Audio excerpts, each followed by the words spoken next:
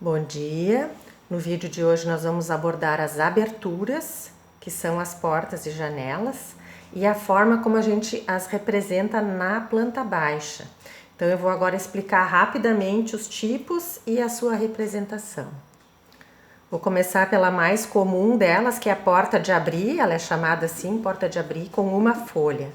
Essas linhas mais grossas aqui são as linhas das paredes, e a porta está representada aqui, observem que ela está no cantinho, e essa linha aqui representa o seu movimento de abertura.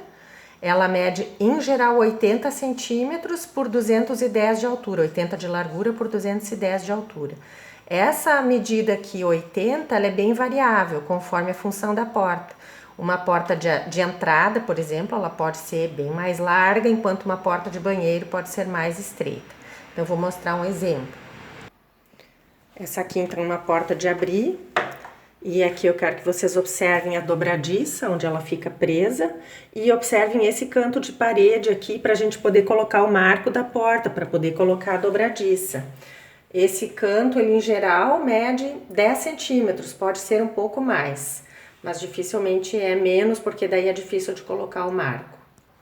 Então, quando ela fecha, como ela é presa através da dobradiça, ela fica fechada, não no meio da parede, ela fica num dos cantos da parede, naquele canto para o qual ela abre.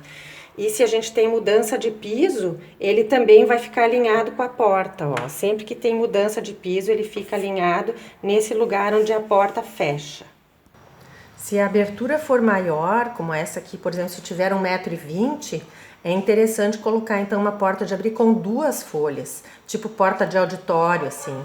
Então as duas também são representadas da mesma forma, e aqui eu fiz uma outra maneira de representar o movimento da porta, que é através de uma linha de 45 graus. Outra porta usada bastante é a porta de correr. Essa aqui tem uma folha, então aqui estão as paredes. E a porta é representada então no meio da abertura, obviamente a abertura e a folha tem que ter o mesmo tamanho, e a gente tem que observar que tem que ter espaço para a porta correr. Por exemplo, se tivesse uma parede aqui, ela não conseguiria abrir.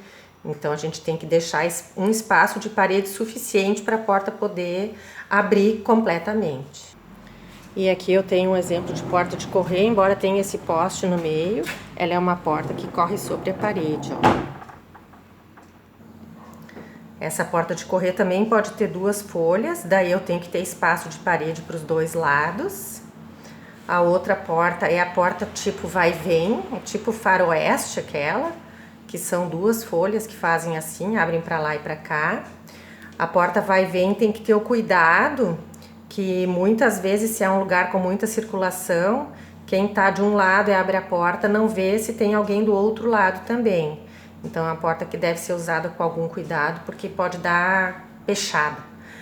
E a gente pode representar desse jeito, ó, 30 graus a partir da horizontal para baixo e para cima uma tracejada. E o outro lado ao contrário, se ela for de duas folhas. Se ela for de uma folha, é só pegar um lado e representar a parede até o final ali. E essa aqui, diferente da outra, ela tem um pino que fica no meio da parede. Daí a gente tem também a porta sanfonada, que pode ter uma ou duas folhas, que é esse tipo de porta que faz uma sanfona, que pode ser de madeira ou pode ser também, agora tem umas de PVC, que são usadas principalmente em banheiros. E tem a porta de correr embutida na parede, que exige daí uma parede um pouco mais larga, porque eu tenho um vão no meio de duas paredes. Ela pode ter em torno de 25, mas essa medida varia de acordo com o tijolo que se usa e como se usa o tijolo. E ela tem a vantagem de ficar completamente escondida, ela não aparece em nenhum dos dois lados das paredes. A porta de correr também pode ter uma folha ou duas folhas, assim como a sanfonada, todas elas podem ter uma ou duas folhas.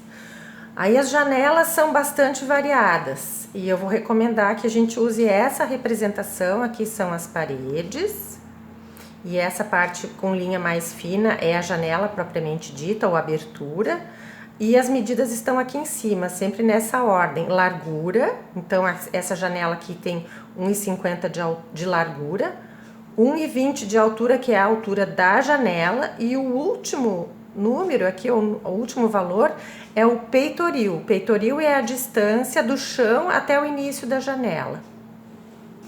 E aqui nessa folha também eu coloquei as espessuras das paredes. As paredes internas em geral tem 15, as externas em geral 25. Isso é uma coisa que a gente já não encontra mais muito comumente nas construções, porque como se tenta sempre baratear o custo, isso significa também diminuir a espessura das paredes. Em geral se usa um tijolo que não é mais de barro, né? As espessuras das paredes vai depender do tipo de tijolo, do tamanho dele e da forma como ele é usado, porque ele pode ser usado tanto deitado como de cutelo, que é quando ele fica de pé, assim. Então, as espessuras podem ser menores, vocês vão ver nas plantas que a gente vai trabalhar.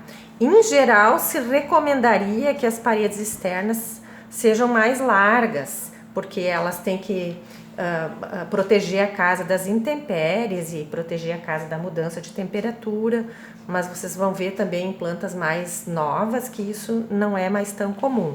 Essas externas de 25 centímetros de espessura, em geral, são paredes duplas, tá? Por hoje é só.